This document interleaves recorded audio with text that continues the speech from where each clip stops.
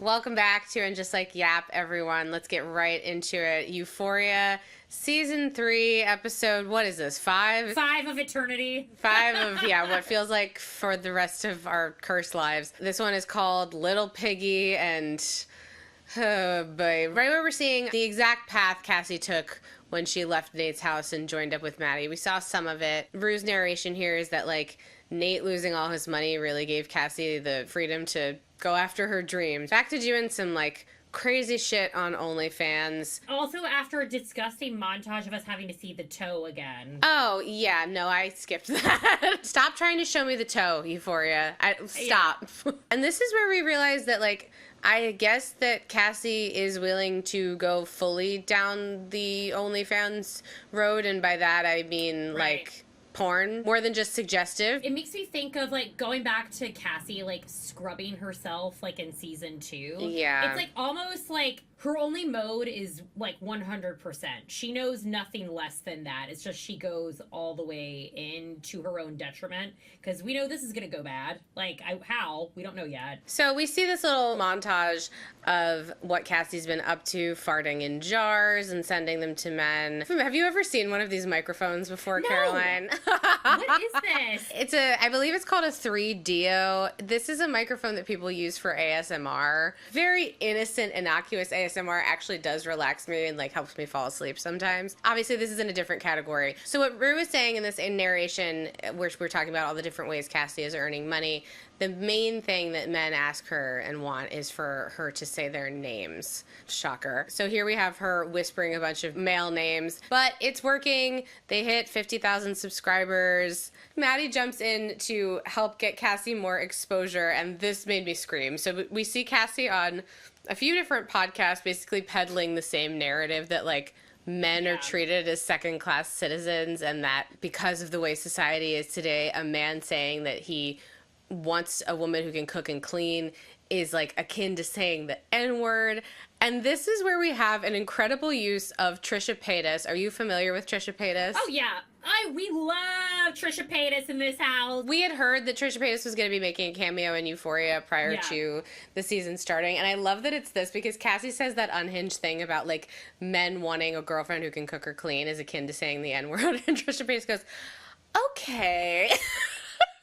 Yeah, I was wondering during this whole segment, it feels like, is this commentary on Sydney Sweeney, the perception of Sydney Sweeney to the world, plus, like, what she is to men? That was, like, what this whole montage sort of felt like. Yes, Cassie is carrying over the narrative that she's building on her OnlyFans channel, which is, like, I will do anything.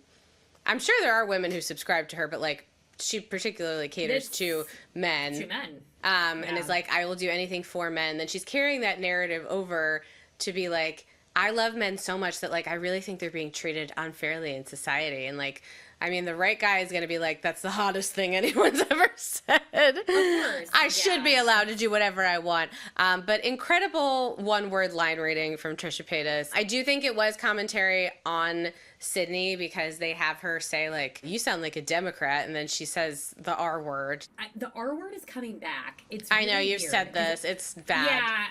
It's bad, because, like, one battle after another, it was really jarring for me to hear people just sort of laugh at it casually. And I think we'd made such good progress, I think, with recognizing that it's not a word that should be back in common culture. We've grown, we've learned, and it's frustrating to see things like that being slid back in with us not noticing, and now it's sort of becoming common again. Yeah, and often recently it's framed as if, like, well, it's coming out of the mouth of a character that you're not supposed to agree with or respect, so it's fine. And it's like, I don't know. Do we really think our media literacy is that good? I can tell you that it's not. But yeah, I do think this was some commentary on Sydney Sweeney. I do, however, feel like Sydney Sweeney is, like, I don't know. I can't tell if she's, like, in on the joke or not. Or, like, it's weird. It just comes off weird. I'm also just now having the prediction with Cassie. I was like, is there a world where this character is going to become, like, a right-wing MAGA Oh, she would. spokesperson? If given the opportunity, like, Yeah, based off these podcast interviews. Like, I'm wondering if that's going to be in the next 3 episodes. I think that's a pretty solid prediction. Yeah. Because also, Maddy says here, the angrier these people get about the stupid things that you're saying on these podcasts, the more money you end up making. So, yeah, we're setting up that she's willing to do anything, so it would not surprise me. Maddy is like, why are you wiring Nate money? And it's... I don't know what the timeline is. Like, this show exists out of linear time, but she has already made enough money to be wiring him $35K. And Cassie can't even face Maddy. She just peers out from behind the plant and is like, well, he was going to lose the house. Also, he's being so supportive and he thinks I'm doing an amazing job. And the viewer is like, that doesn't sound like Nate. That doesn't sound like the Nate that told you to delete the account. What happened to the Cassie that was negging him? Like, you know, if I were her, I wouldn't be wiring him the money unless I've gotten proof that you're doing XYZ. You're just, like, going back and like, yeah, honey, here's a couple of $35K and a shot of my tits. Like, that. I know. Well, you have to remember, though, that one of Cassie's last interactions in her house was Naz telling her, like, you're going to inherit this man's debt. I think that probably stuck with her. But, yeah, Maddy shows her the statistics. We get this visually presented to us in the form of, like, a Godzilla-esque moment where as Cassie's fame rises, she becomes physically too big for the world. We have her wandering around Los Angeles. They say in some of the extra stuff at the end that they spent like a year working on this model of LA, and it's like incredibly detailed. And I know that they have that in the after show to like impress us all and be like, wow. But I'm sitting here being like, that seems like a real waste of time and money. It does look really cool though. Yeah, it looks really cool, but I'm like, could we have done that on the writing? And I have to say, as this scene continues, I was starting to watch this on a flight back to LA today, in a row with a toddler in it. And it was in this scene that I realized I can't watch what was I even thinking about watching this show on the plane to take notes, and I had to turn it off because things got progressively worse, and I didn't want the mother to think I was an insane person. You would have been Euphoria. You would have been asked to get off the flight. They would have had to land unexpectedly. Court-martialed. The woman was watching Euphoria on the plane. No Diet Coke for her. Straight to Albuquerque. Although I bet Albuquerque's lovely. Yeah, and duct tape you to your seat. Ma'am, why were you watching Euphoria? I'm sorry, I've got a podcast. Everybody has a podcast. That's no excuse. Everyone on this plane has a podcast. Raise a hand if you got a podcast. This is a plane to Los Angeles. You brought this up, and then they had it in the after show as well. This is a nod directly to Attack of the 50-Foot Woman. Not a movie I know anything about. It's like a well-known reference. They also use it in Barbie. So when she's giant at the beginning, that's also a reference to Attack of the 50-Foot Woman. It's like a well-known culty sci-fi movie. Anyway. Oh. So Cassie's so large that, of course, we have to see her breasts breaking glass. Ooh, do you think they were trying to say something about the glass ceiling and how our sexuality is going to help us break the glass ceiling? Do you think that's what it was? God bless the actor who booked the role where he's just furiously masturbating. And licking her nipples through the window. I know. I hope that guy didn't have to call his wife and be like, honey, I booked a fart. What is it? Well... and getting health insurance and getting the SAG-AFTRA health insurance for the kids. Yeah, for the kids. So what's the role? What is it? Honey, you never have to watch it. You never have to watch it. Don't worry about it. So we also see Cassie next to, this is a real sign in LA, right? The Jesus Saves sign. It is, yeah. So we see Cassie next to this, which is pretty obvious nod to all of the Jesus and God stuff that's been going on this season. And we hear Ruth saying Cassie knew it was her destiny, and she is seen, we get our title card.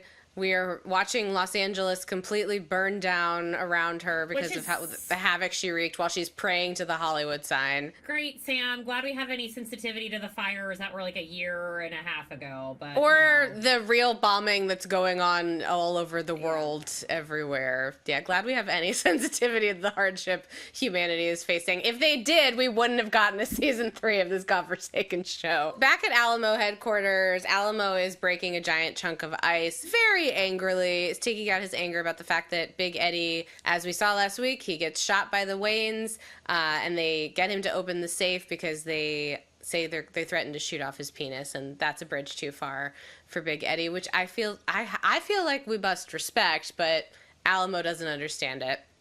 I also, for them as well, I'm like, would you not have the same reaction if someone was trying to shoot off your penis? I know. Like, really, like, put yourself in Big Eddie's shoes, you guys. Put a gun to your penis. Would you actually go through with it? Yeah, like, come on. And he just feels very betrayed, Alamo does, and he's like, I got a house full of Judases because nobody's telling him what he wants to hear. However, he's not really listening to anybody. Of course, we have Bishop cleaning the guns, and Bishop says something, like, cryptic and dramatic in his monotone voice. There's nothing noble about a man whose loyalty is gone the second he's ready to die. Yes, which is sort of foreshadowing what we're about to see later in the episode. Bishop is such an interesting character to me. Why is he so loyal to Alamo? Does he really, like, believe in him and his cause? Like, are they related somehow? Like, I need to know more information. Is he a son?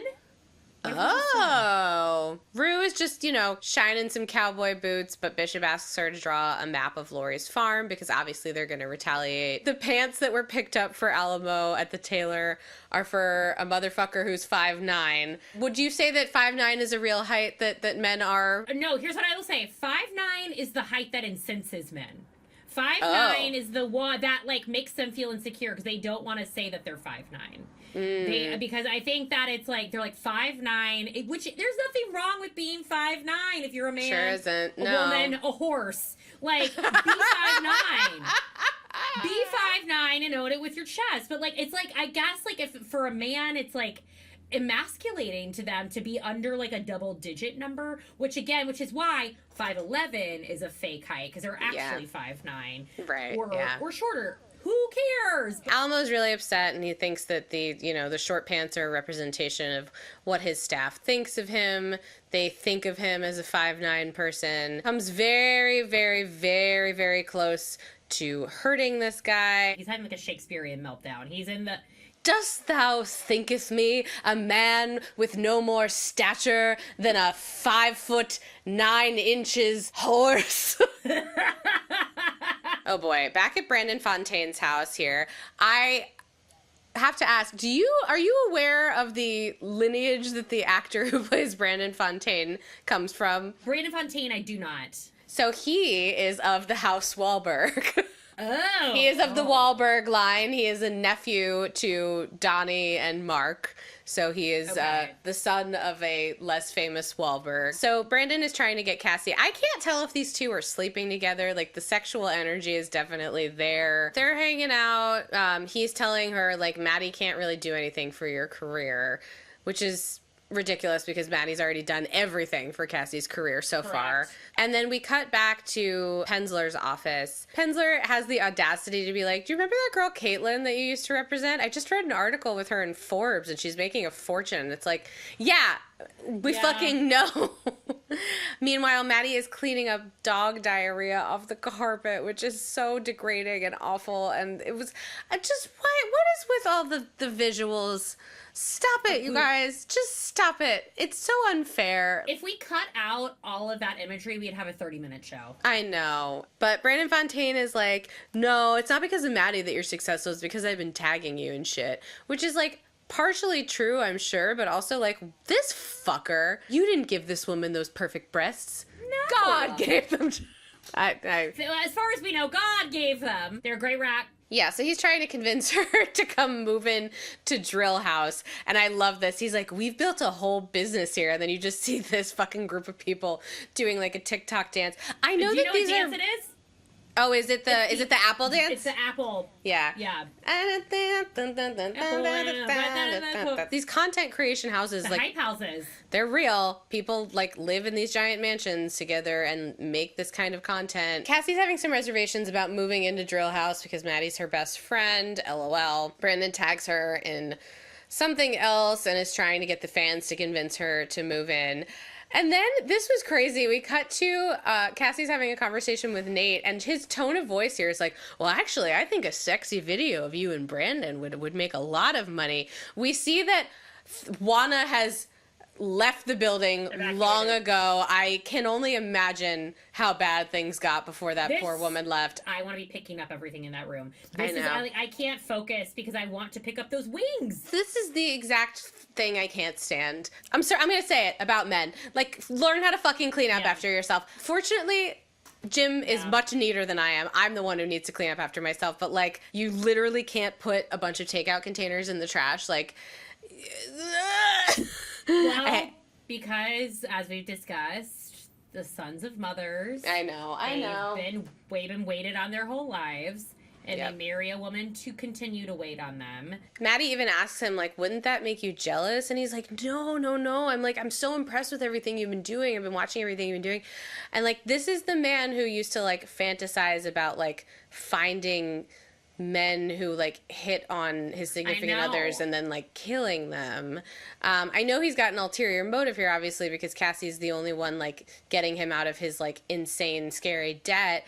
But, again, it's just, like, a weird, not ringing true to Nate's character at all moment. This man's probably depressed and not wanting to acknowledge it. Cassie's buying this, though. She still loves Nate. And she's like, really? Like, you think what I'm doing is good? And she's like, okay, I'll bring home the bacon. And he's like, that's my girl. Like, yes, that's that positive mindset. We're Bonnie and Clyde. We're Jay-Z and Beyonce. He gets off the phone and acts like he, like, really achieved something because he spends the whole phone call love bombing her and basically being like, you're my only hope. You're my only, like, way I can, like, get money. And he, like, has this, like hell yeah, and this, like, immense relief afterward. We head back to Alamo's. Bishop is getting dressed in this lovely ensemble that I believe is Dexter Morgan for the Home Depot spring line. Yep. And American Psycho. Yes, this all plastic outfit. We also on the bed have, like, a saw and a bunch of hammers, something that plugs in. Like, nothing good is happening. But meanwhile, this is, like, the most we ever have really hear from Bishop at once. He's talking to Rue, and he's like, I'm of the belief that some people are cursed. Like, I don't know why, but they come around and, like, crops fail, bad things happen, and, like, something about you gives me the heebie-jeebies. So he's picking up something about Rue. I have seen theories that Bishop could also be an informant. This is where I'm like, I don't think so. I think he's just, like, fully into his life with Alamo and, like, whatever their deal is. But yeah, he's sniffed Rue out, and we see that he is getting dressed for the occasion of torturing this guy who was the bodyguard outside the Silver Slipper the night of the robbery, as if that man hasn't been through enough. Yeah, another shock value moment that it's just sent a level of upset to my nervous system that I didn't need. It's also watching this show on the Sabbath. We're talking about God here. This is not setting us up for a good week. This is the opposite. This is giving more Sunday scaries. This is giving Sunday nightmares. Rue goes into, like, the bar area and sees that Kitty is there just hanging out. Alamo has been playing his little trumpet and says that Lori wants to meet. He's asking Rue, like, where would be the stuff that they stole? And she was like, probably in the basement. Which I just want to call this out because 2 episodes ago when they killed the bird, or 1 episode, whatever it was, Rue made a comment about Faye being allowed in the basement. We're headed to some big standoff having to do with, like, getting into the basement, and Faye is going to be involved. I'm sure it's not going to be good. Alamo is basically saying, like, it's not just about the fact that Lori stole money from me, like, she humiliated me, and he's planning some big way to get back at her. And he says, I play this game to my own fucking tune, and then immediately goes back to playing the jazz trumpet like a little corrupt Ron Burgundy with his jazz clarinet. Okay, everyone on this show needs therapy. I say that till the cows come home. I was like, this guy, I was like, you clearly we got some demons inside you gotta work through. I just also love the idea that they were like, Alamo's like, we're gonna have to, like, use a power tool to, like, torture a guy in another part of my giant house. So just in case the noise bleeds, I'm gonna just practice my jazz trumpet by the bar. I can play taps. Rue has the face that any woman has when a man decides to perform for her without their consent. It's also like the Rue face of the season. She does this like 30 times an episode. It's very, very true. It's very true. Rue is spotted driving away from Alamo's, and we see that Rue obviously is sneaking away to meet up with our two DEA guys who are like, hey, if Lori's crew and Alamo's crew are meeting up, you need to be in the room with your phone. That's your assignment. But they also bring her back to their car and are like, they need a wiretap of like Lori incriminating herself, I guess. I don't get how this is how the law works, because it really feels like you're provoking things in order to have evidence, but whatever. I also had the same thought. I was like, on what planet did they think Lori was going to say anything to Rue after Paladin? This was not going to work. I know. It's like, I know it's not the DEA agents guys' job to like apply like specific logic to the social politics of the situation, but like read the room, you guys. Lori is of course sitting sadly next to the Paladin's empty cage. She doesn't want to talk to Rue at all, and these two, Faye and Wayne, are actually watching Pretty Woman, which is really quite funny. Rue is calling, and I love when Faye is like, just call her back. This is the best part. Like, I will say, like, these two are, like, maybe the most emotionally solid couple on the show. I know. Like, Wayne is willing to sit and watch Pretty Woman with Faye because, like, it's her favorite movie. Like, that's the healthiest couple we've seen on this show in a while. I love this. They're like, well, let's try again. She calls Wayne. He picks up, and the first thing out of his mouth is, I bet you wish you were still our drug mule. And the DEA agent's like, cool, that's fine. Like, fucking Wayne, of course he's an idiot. He picks up the phone. The first thing out of his mouth is like, we sell drugs. Maddy is at work, and it turns out Caitlin is calling her just for evidence that Maddy is indeed still just an assistant, because I guess Brandon has been going around telling everybody, and Caitlin is like, hey, we need to talk. And I'm assuming, based on the last episode, it's because Caitlin feels threatened about Cassie encroaching on her territory. Cassie signs her Drilla House papers, and I had to take this screenshot because I'm pretty sure she's wearing a shirt that says I love men, which is like such a funny choice for this scene because she's clearly like is only kind of like fake really wrestling with this decision. Like she's fully ready to fuck Maddy, her quote unquote best friend, over immediately because I love men. Well, and it's also, one, she's clearly not wearing a bra. Like, this keeps happening. Oh, they do this a lot with her this episode. They do. Very much like, she has big old boobs. We're going to make her jump around. I know. But it also makes me think of Sabrina in the Man-Child video, which is also obviously inspired by Cameron Diaz in Charlie's Angels. Yes. When she is dancing in the beginning, and she's like, hey, I signed the thing so you can just put it in my slot, when she tells the UPS driver, and the guy is like so distracted by her in her underwear. Yep. Charlie's Angels 2000 is a top. Went platinum in this house. A seminal film, truly. So Cassie insists that she and Maddy have a meeting at Maddy's apartment where she finds out that Maddy does not live in a doorman building and is clearly struggling just like everybody else. But Maddy is playing it super, super cool and is like, well, you caught me. Big deal. Like, please let me once in my life know this level of like peace and conviction that I don't know if she's believing it or if she's putting it on, but like, my God, let me feel it once. Is it a drug? Yeah. If it's a drug, can I take it? Can I buy it? Please. Cassie is looking like an impotent little child and is like, I'm sensitive to lying. And Cassie thinks she has the upper hand, which is so silly because it's like, Maddy's always 7 steps ahead of you, girl. It makes me sad because I remember in the early seasons, Cassie's character was sort of like, you were rooting for her because she had more complicated layers. Everything that had happened with her dad had made her really insecure about men, but she also was like smart and fun and was right on the verge of learning that there were like other ways in which she was worthy other than her sexual presence, but we just abandoned all of that for the version of Cassie we have now. But she admits to Maddy that she was approached by Brandon for the TikTok house. I like to believe that Maddy knew Cassie was coming over and just like set dressed this area with a little picture of her and Cassie from high school, like just in case it'll stir something emotionally in her, which it does. She says, "Maddy, you're my best friend." And I love this. Maddy's response is, "Really?" Which is like, you gotta get some friends. Girl, that's so sad. It is true though. So Cassie is finally saying, like, she spits it out, and I love how Maddy is like, "Can you just grow a pair of balls? Like, get to the point." Right. And then Maddy just goes, "Okay, whatever."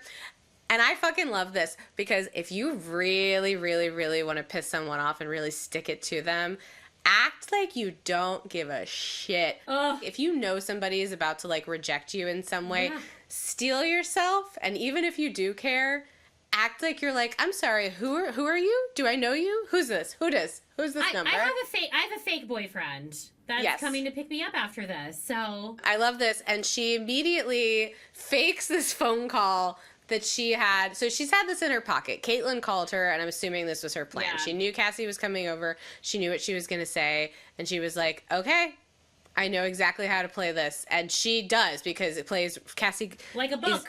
Eating, read her like a book. Cassie's eating out of her hand. She's like, "Sorry, I'm gonna have to cancel that LA Nights audition Cassie had with Dylan."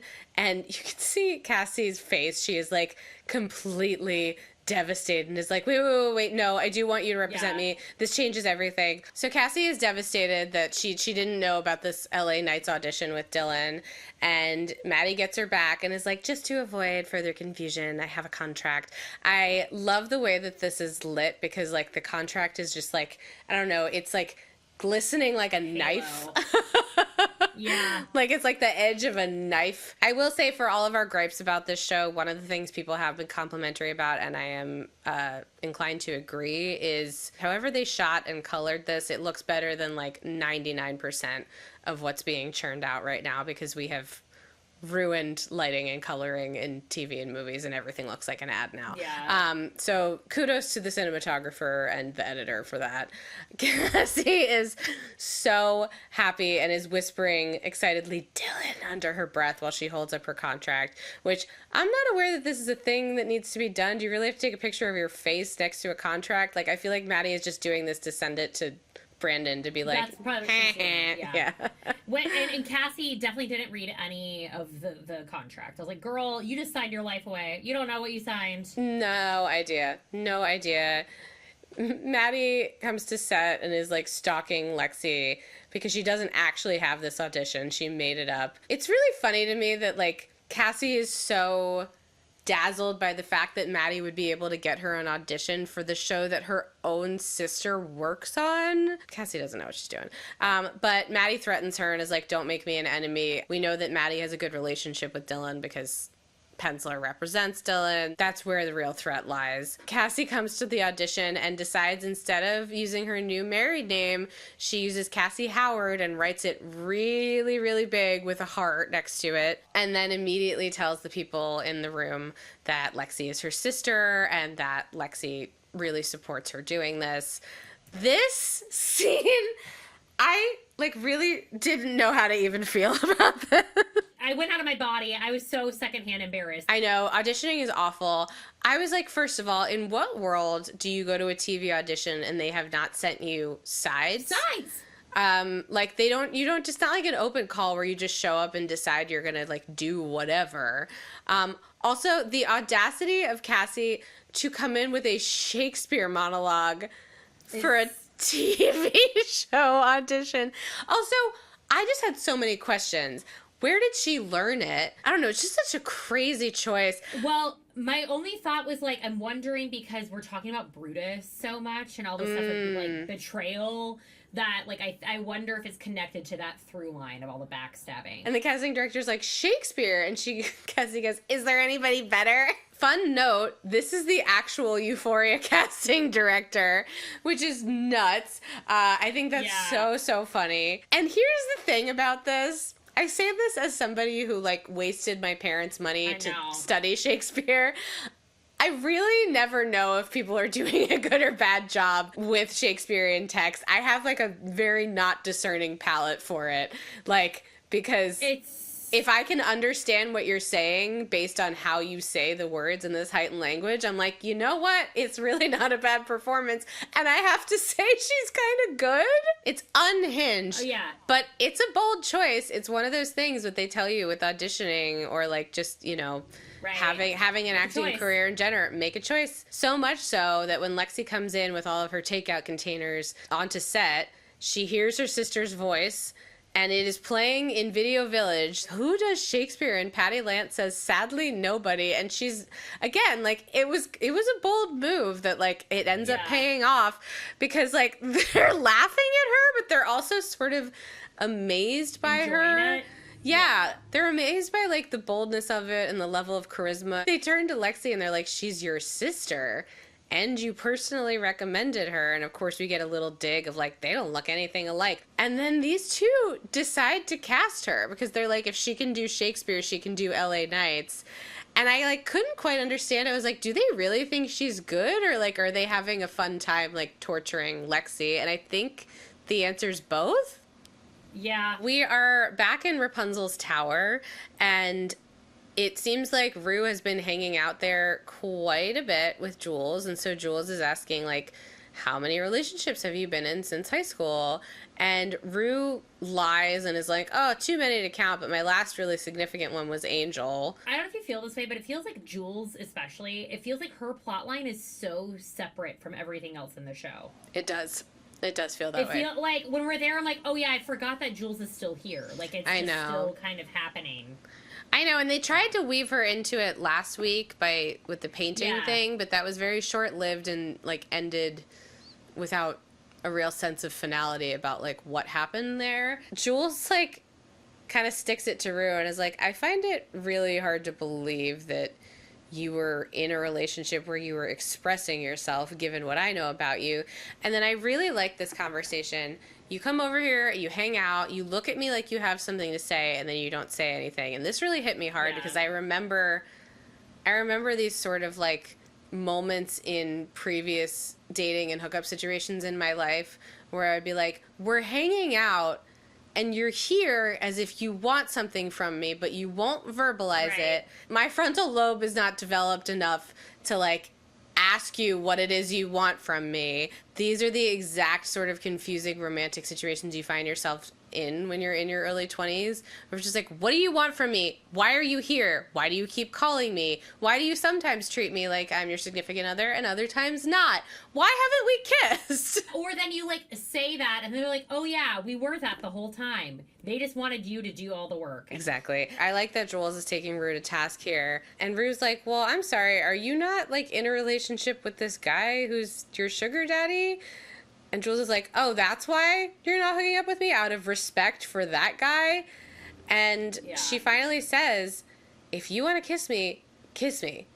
Keep kissing me. Like, if you want me, like, take me. Make me yours. Of course, Rue then responds by just coughing uncomfortably. Because it's really funny because we see in previous episodes, especially when she and Angel are hooking up, Rue has sort of stepped into her sexuality. Like, she seemed kind of like, I don't know, almost asexual and uncomfortable with it, like, in the previous 2 seasons.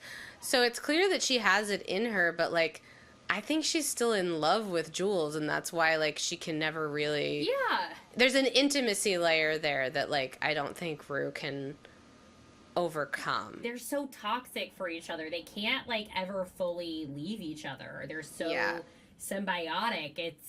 It's bad. It is There's bad. Other people out there. I know. Don't keep going back to somebody you dated in high school. God forbid. So we think for a second that maybe this did compel Rue to step up because we hear Jules moaning, but then we've learned that it is Ellis who she is having sex with, not Rue. And after they're done, this really upset me. After they're done, Ellis finds a pair of boxer shorts, and the fact that Rue still has her initials in her boxer shorts, were like, they're like still a pair that she's wearing that like her mom camp. Exactly, her mom labeled when she like went off to camp. Ellis is very threatened by this and doesn't really believe Jules telling the truth, Right. which is like, that's not a guy. I'm not like sleeping with guys, because he's very upset. He's like, don't be sleeping with other guys while you're in this apartment that I pay for. And this is where it gets really dark and ugly, and I hated this so much. He says, I cannot come home with a fucking STD. I like you, but I love my family. And it's just so degrading for him to assume that, like, I know that the context he met Jules in was that she, Right. you know, was and still is, like, sleeping with him for money.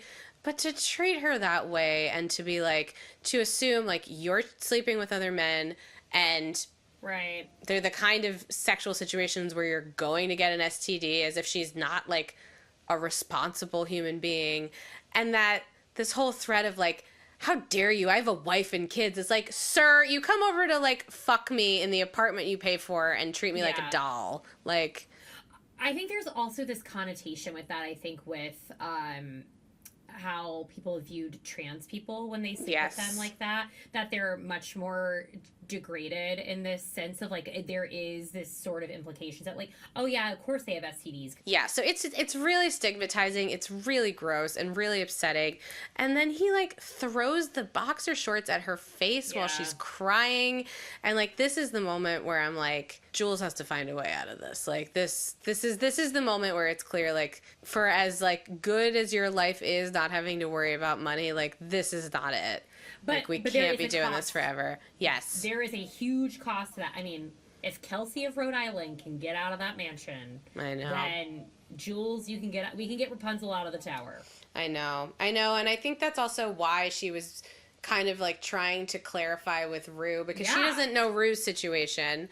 You know, like, it seems like maybe Rue is finally doing well for herself, and I think that's why Jules was like, why are you here? Like, are you trying to take me out of this situation? Because, like, I'll go, but like, at what cost? Yeah, exactly. Meanwhile, Nate just got off the phone with Cassie and is getting another $30K wired to him. He's just lying on the couch in a pile of his own fucking filth, drinking. Puts on some Mel Torme and is dancing around. There's having also a pile. There was on a Johnny Mathis record next to a Sublime vinyl. Sublime, I know. Okay, who rated Urban Outfitters for the interior design of this apartment? He's dancing around having his risky business moment and his alcohol, like, thinking he's on top of the world. Like, my guy, you live in a pile of takeout containers. Like, you are the saddest, most embarrassing creature. He's Templeton the Rat. I know, but, like, that's offensive to Templeton the Rat. Templeton the Rat has always known who he is, okay? He's a survivor. We see that one of Naz's henchmen is clearly coming across the golf course that Nate and Cassie's house is on, and has got a golf club with him, and we know that things are only going to go badly. He smashes the window and breaks in. Nate tries to run upstairs and lock 2 doors, which this guy immediately bursts through. He starts beating up Nate. I'm not showing any of the rest of this. No. Because this, once again, stop doing this. Graphic violence is just upsetting. I don't understand. What is the point? Now we're continuing to hit the same plot points over and over again. We've already seen Nate have appendages torn off, so it's like, why don't we see that again? Let's go. Yeah. Let's move on. We are back at the Silver Slipper, and Rue is saying, like, honestly, with everything going on, I kind of forgot that I tried to set up Magic. Magic finds the cocaine and immediately reports to Alamo. Rue is bad news. She's trying to set me up. She was saying weird stuff to Kitty in the bathroom, and I was confronting Big Eddie about this so that the robbery happened, which of course then compels Alamo to be like, wait a minute, you were there. I have questions. And these are the same questions that I had when I watched it last week. Right. Rue doesn't recognize, I mean, I know that they're wearing masks, but Rue doesn't recognize that it's the Waynes, even though, like, you can clearly hear it's them. Yeah, he's like, I find it weird that she didn't recognize their voices. Rue and Maddy are at a diner, and Rue is like, aren't you mad at Cassie? Like, you guys reconciled about Nate, and then she immediately fucked you over. Maddy, I don't know what caused her to reach this state of nirvana, but... This is the most LA shit I've ever heard. She's doing Pilates, and she's going to Reiki. That is the pure harmony she has reached. But yeah, so she says she's reached a state of pure harmony, and it all goes back to Jesus, and Rue's like, I haven't gotten there yet. It's 900 pages into the Bible before he even shows up. And right as Maddy, like, jokes, like, don't worry, he's coming, we see Bishop in the window, and we know some terrible shit's about to go down. Bad. Alamo shows up at the diner, and, like, it's very awkward. Maddy can clearly clock that, like, the energy is weird, but obviously Rue can't do anything or say anything while he's there. Yeah. And Alamo sort of, like, acts like Rue's dad in this scene. Like, I can't tell if this girl's the angel or a devil. And Maddy asks Alamo about himself, and he's like, I didn't really have the privilege of growing up in, like, a nice little suburb. I didn't, like, get to pursue the American dream in a classic way. Maddy, this is where I'm like, oh, okay, businesswoman Maddy has snapped into action. Yeah. She is no longer put off by the weird vibes going on or the fact that this man might be somewhat dangerous, and is like, I have a business opportunity here and I'm gonna see what I can do. And so she appeals to him by saying, my boss doesn't know anything about me. And he was like, no, it's important to know your employees. Then you know, like, who's working for you and who's working against you, right? Wink, wink. Not good. Obviously. Nudge. He gets a call and says, like, yep, I'm sitting right next to Rue. He sends Rue outside to go be driven somewhere by G and Bishop, and Rue tries, with the limited language she has in this moment, to be like, don't you need to get the fuck out of here, Maddy? And Maddy is like, no, I'm about to have a business meeting. Well, and I wondered if this was, like, Maddy's way of, like, sweeping in to, like, help Rue. Yes, I did think about that as well, of, like, if they're gonna take my friend, I don't know, it's hard to tell, but Alamo sits down, and then we have this very unlikely and, like, actually kind of delightful interaction that happens between the two of them, where he asks her what milkshake she orders, and, like, this is where we're like, oh, Maddy's gonna end up playing this guy like a fiddle. I know. As intimidating as Alamo is, Maddy is gonna end up, like, getting exactly what she wants. A well-dressed woman will ruin him. It's true. Rue's getting driven elsewhere. They will not tell her where other than another place. And then I love this. We cut back to the diner, and Alamo is drinking, like, the leftovers extra that they give you of your milkshake. And Maddy's getting into it about her dad. She's like, I didn't respect my dad because he just accepted his circumstances. And of course, Alamo's view on this is like, it's the woman's fault. She's supposed to motivate the man. And Maddy pushes back and is like, you know, you think you have all these, like, high quality women at your strip club, but you're in the Central Valley. Like, you might not have, like, women that are that great. Like, how high of a quality do you really have? And she gets into it and is like, it's not that I manage actresses. I manage people who want to make money. And she gives him the information, and Alamo's a savvy businessman. She's like, Hollywood made $8 billion last year. OnlyFans made $7 billion. They're basically equal, and yet the industry is really overlooking this. And Alamo hits the nail on the head. It's like, people are too caught up wanting to be known as being good, which is the exact thing that happened with Maddy's boss. And I had the thought, I'm like, this is what I feel like is Sam's commentary on, like, Hollywood. I just think it's like his thoughts of that. I just feel like you can feel a lot of things where it's like, oh, he's just sort of, like, writing what he feels. Right, exactly. They're taking Rue's phone away in the car, and Maddy's explaining, I think within 6 months, Cassie's going to be earning $1 million a month, which is crazy, but is not untrue if you look up, like, statistics on OnlyFans. Like, it's people are making a lot of money. This gets Alamo interested, and he's like, well, what's the overhead? And she's like, just me and my internet service provider. And so he starts to strike a deal with her of, like, she shows him a picture of Cassie, and it's funny because, like, you think that Alamo is going to, like, ooh and ah because, like, that's what all men do over Cassie. And Alamo looks at her and goes, I have girls that look like this. I know. It's like, no big deal. So he's starting to cut a deal with Maddy of, like, she takes 15%, he takes 15%. And Maddy is like, no, I'm not ready to do business with you until I see your inventory. You might have some busted ass girls on there. Maddy is such a powerful character. Like, I know. I like that we haven't lost that about her. Like, I think a couple of characters in the show have really lost their agency in some really confusing and upsetting ways. Obviously, I don't love the road that Maddy's headed down because I think we are veering off of. I don't want her involved in, like. Yeah. We've jumped the shark. We've jumped the shark. Again, this is the same thing we've been saying about this show. It's like, Maddy went from, like, yes, girl, make your coin however you can, empower other women to like harness their sexuality for capitalism. Yeah. And now we're veering into like, now you're getting involved with a guy that potentially sends women to get murdered if they don't do what he wants them to. So like, this isn't just like, it's not good, cool, fun, chill time anymore. Lexi delivers the news to Cassie that she did indeed get cast as job applicant, and Cassie's in the middle of mailing her dirty underwear to men around the country. And she is beside herself with excitement. Once again, no bra Sydney Sweeney, jumping around. I had the thought, I was like, how many times do you think those people at UPS see her a week?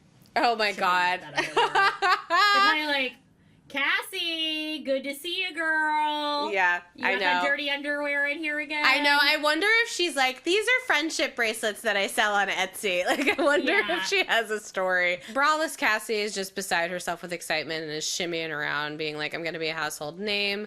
Lexi says, you are literally the most selfish, narcissistic person I've ever met. And she's weeping happily while she's like continuing to like, to fold up these envelopes. So crazy. It's so crazy. Of course, there's a fucking shovel, ominously, and they tell Rue to just start digging by herself. This scene with Alamo and Maddy in the car feels like it's very sort of like Hollywood soundstage. But she's telling him, like, no, Rue's a good person. Rue is trustworthy. She's crazy, but she's got a good heart. This conversation might save Rue's life. We're not exactly sure. It's ambiguous at the end, but Maddy might be the one to save Rue's life. They tell Rue, keep digging until it's up to your throat. We head to the Silver Slipper. Alamo asks if Maddy's ready to meet some hardworking girls.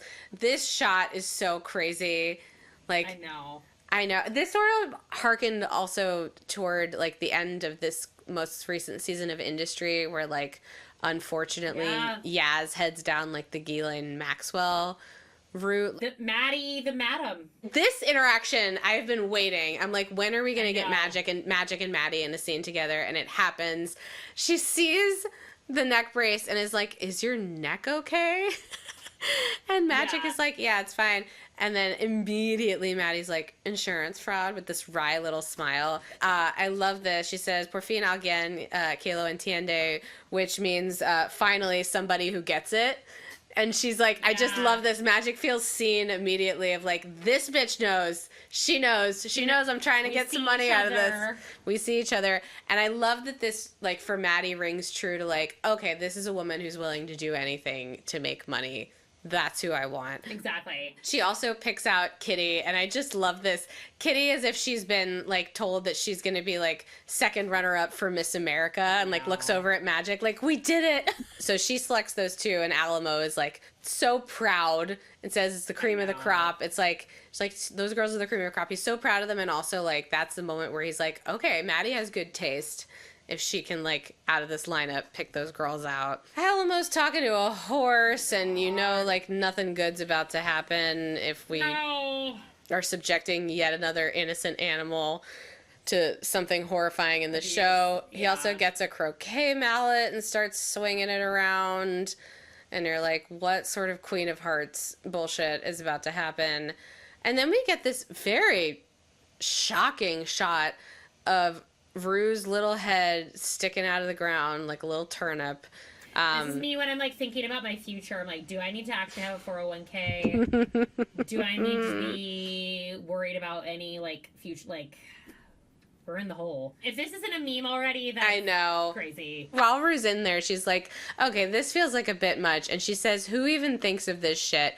It's one of these things where, like, if the episode hadn't been written by Sam Levinson, I would think that was, like, a good little dig at Sam Levinson. But because Sam Levinson wrote this, I'm like, this is basically you jerking off to your own writing. You know what I mean? Of, like, who even thinks of putting a character in this kind of circumstance? Well, because I also wonder, because we sort of, like, touched on this, like, is he punishing Zendaya? because she like wouldn't do press, and he's made up rumors that she was why season 3 took so long. Like, I could see him taking revenge on her, because they talked about, like, I'm sure you have stuff from the after show about how I do. was, like, in there. Yeah. And it turns out that Alamo is riding his horse down the hill and looks like going to swing that croquet club right at Rue's little head. And of course, she's freaking out about this. And we hear a thud, but we don't know what happens. Yeah. My prediction here is that this is going to end up mirroring what we saw in the beginning of the episode, where Alamo almost hurts that guy with the ice pick and then doesn't. And then we also hear Bishop in the beginning say, like, what good is loyalty if it, like, doesn't hold up to, like, the threat of death. So I think also she's the fucking main character, and we have 3 more episodes. Yeah. So, like, obviously they're not going to kill her off, but they did not show her in the preview for next week to keep up the mystery, I guess. I did want to address some stuff from after the show. Marshawn Lynch is being interviewed about like having to throw dirt on Zendaya, and he, like, didn't feel good about it. And he was like, "You're cool with this, right?" And she was like, "Oh, yeah," as if it was just another day at work. Also, this really made me laugh. They were like, if you do, when you throw dirt on her, make sure it's this dirt, because this is the clean dirt. And Marshawn Lynch is like, I've never heard of clean dirt before. That's so funny. I don't know. It's just a really funny interaction. So we see here Sam Levinson. Zendaya is not doing any of these after show interviews. Right. She clearly is like, I have put in my time already. You're not going to make me reopen this wound. But we have Sam Levinson sitting here being like, man, she was a real trooper. She spent 3 days buried up to her neck to shoot this show. And I'm like, crazy. Man, I wonder why this woman fucking hates you. Like, yeah, I get that, like, interesting. Shooting is shooting and whatnot, but, like, God. Yeah, we'll see what happens next week. Yeah. I'm sure Rue lives. We only have 3 episodes. God bless. Any final thoughts from you, Caroline? I'm ready to put Sydney's giant monster breast to bed. Yeah, as am I. Let's end on that note. Thank you all for joining us. I hope you're enjoying these recaps.